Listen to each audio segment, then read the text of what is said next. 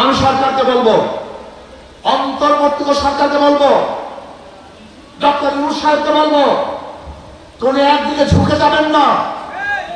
আপনার মতো শিক্ষিত ভদ্রলোক যে কাজ করেছেন এটা ঠিক করেন নাই, আমরা সহ্য করেছি। কোন এক ব্যক্তির সাথে বৈঠক করে একা একা, কোন এক ব্যক্তির সাথে বৈঠক করে একা একা আপনি নির্বাচনের ডেট ঘোষণা দিতে পারেন না, এটা আপনার জন্য বৈধ না। আমরা মেনে নিয়েছি। ভেবেছেন অমুক দল ক্ষমতায় আসবে, যদি আপনিও নিরপেক্ষ না থাকেন মানুষ তার উপর আস্থা রাখবে। কিন্তু খবরদার, নির্বাচন আপনি যেই দিন করেন আপত্তি নাই, কিন্তু প্রয়োজনীয় সংস্কার এবং দৃশ্যমান বিচার ব্যতীত যদি আপনি নির্বাচন করেন তাহলে অবশ্যই জনগণের কাঠ ঘোড়ায় আপনাকে দাঁড়াতে হবে, জনগণের কাছে আপনার জবাব দিতে হবে। ইউনূস সাহেব আপনার তিনটা জিনিসকে সামনে নিয়ে ওই চেয়ারে বসেছিলেন, সংস্কার, দৃশ্যমান বিচার এবং নির্বাচন। আপনি শুধু নির্বাচন উপহার দিবেন, সংস্কার করবেন না এবং বিচার করবেন না, আপনি ওয়াদা খেলাপ করেছেন। আমরা বিশ্বাস করি যে সংস্কার যদি নির্বাচন হয় সেই নির্বাচন গ্রহণযোগ্য নির্বাচন হবে না, প্রস্তাব নির্বাচন হবে। যদি 1000% স্বচ্ছ নির্বাচন হয়, একদল বলবে কারচুপি হয়েছে, নির্বাচন ঠিক হয়নি, ইঞ্জিনিয়ারিং হয়েছে, বিভিন্ন বক্তব্য দিবে। কাজে এমন নির্বাচন চাই যে নির্বাচন গ্রহণযোগ্য নির্বাচন হবে। নির্বাচন কমিশন সাহেব আপনি কি বলেছেন? পিআর সিস্টেম সংবিধানে নেই। আপনি নিজেকে সংবিধানে আছেন, আপনি নিজেকে সংবিধানে নেই। আপনি কি জানেন যে সরকার ফল করার 3 মাসের মধ্যে নির্বাচন দিতে হবে, এটা সংবিধান। আর আপনি তো 3 মাসের পরে বসছেন, আপনার তো বৈধতা নেই। এই সংবিধান আপনাকে তো বৈধতা দেয় না। আর আপনি বলছেন সংবিধানে নেই, আমরা বলবো আপনার সংবিধানে নেই। যেরকম আপনার সংবিধানবিহীন, ঠিক পিআর আমাদের সংবিধানবিহীন হওয়া উচিত। কারণ এই 72 নির্বাচনে 72 সংবিধান আমরা চাই না। এই সংবিধানকে পরিবর্তন করতে হবে। সমস্ত ফ্যাসিস্ট তৈরি করে 72 সংবিধান, এটা যার যার মতো কেটে এসেছে, নিজেদের অনুযায়ী, নিজেদের স্বার্থ অনুযায়ী সাজানো হয়েছে। এই সংবিধান মানুষকে কল্যাণ দিতে পারে না, মানুষকে মুক্তি দিতে পারে না। কাজে সংবিধান পরিবর্তন করতে হবে, সংস্কার করতে হবে, বিচার করতে হবে, পিআর সিস্টেমে নির্বাচন দিতে হবে। আর পিআর সিস্টেমে নির্বাচন দেওয়ার জন্য ইনশাআল্লাহ আমরা কর্মসূচি ঘোষণা করব। অবশ্যই অন্তর্বর্তী সরকার পিআর সিস্টেমে নির্বাচন দিতে বাধ্য হবে ইনশাআল্লাহ। আর যারা বলে পিআর বুঝি না, খায় না, মাথায় দেয়, ওদের রাজনীতি করার কোনো অধিকার নাই। এখন পিআর সিস্টেমে নির্বাচন হবে কি হবে না সেটা ভিন্ন কথা, কিন্তু একজন রাজনীতিবিদ যদি বলে বুঝি না, তাহলে তার রাজনীতি করার কোনো অধিকার নেই। আসুন, আজকে বিএনপি যে কাজ শুরু করছে, কৃষ্ণার চরমাইকে নিয়ে এসে মন্তব্য করছে, আমি মনে করি বাংলাদেশের প্রত্যেকটা মুসলমানদেরকে জাগ্রত হওয়া উচিত, মুভমেন্টকে জাগ্রত হওয়া উচিত, খাস করে বরিশালের প্রত্যেকটা মানুষের জাগ্রত হওয়া উচিত।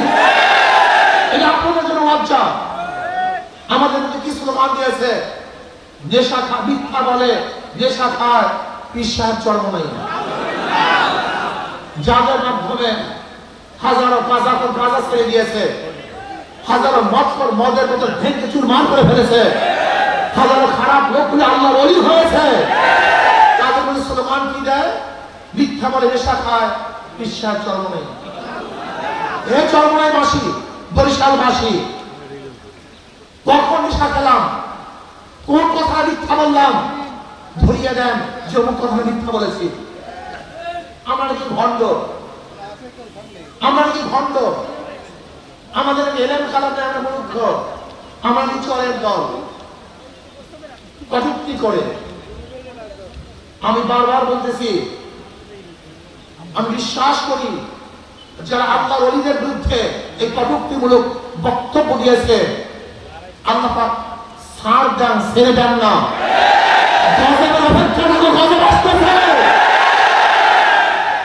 গজব আসতেছে। এই বরিশালে বসে বলেছিলাম, ওই জালেমদের পথন না দেখিয়ে দেন আল্লাহ পাক, আমাকে মৃত্যু না দেন। আজকে আমাদের আলেম আমাদের বিরুদ্ধে আঙ্গুল করেছ, বক্তব্য দিয়েছ, আল্লাহ পাক রব্বুল আলামিন অবশ্যই অবশ্যই ওদেরকেও শাস্তি দেবেন জগৎ ফলানো হয়।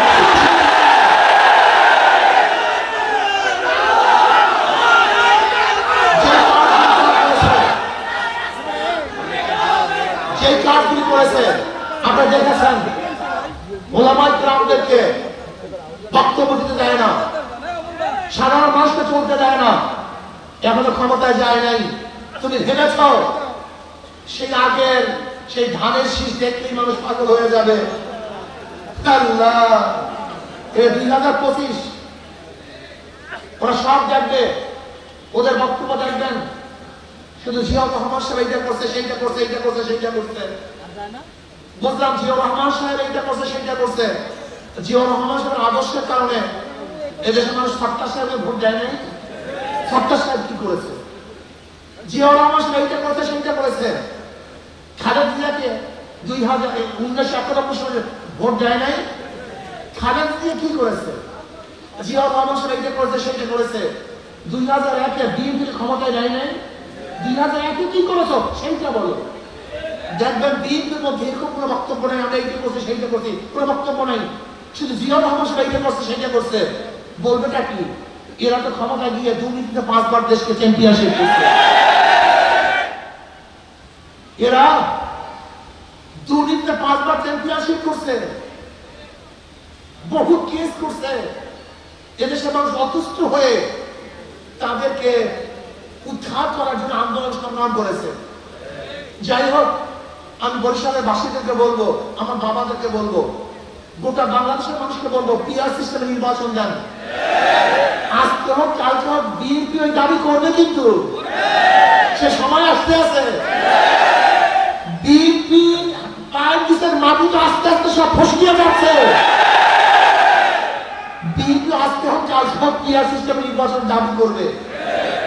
আর বিশ্বাস করি, সাংবাদিকরা লিখে রাখেন, ভুলবেন না, আজকে তারিখ দিয়ে লিখে রাখবেন। ইনশাআল্লাহ বাংলাদেশের যেই সেই জায়গা, যেখানে যেখানে ইসলামী দলের শক্তিশালী প্রার্থী থাকবে, প্রত্যেক জায়গায় ইসলামের বাহিনীর শক্তি হারবে।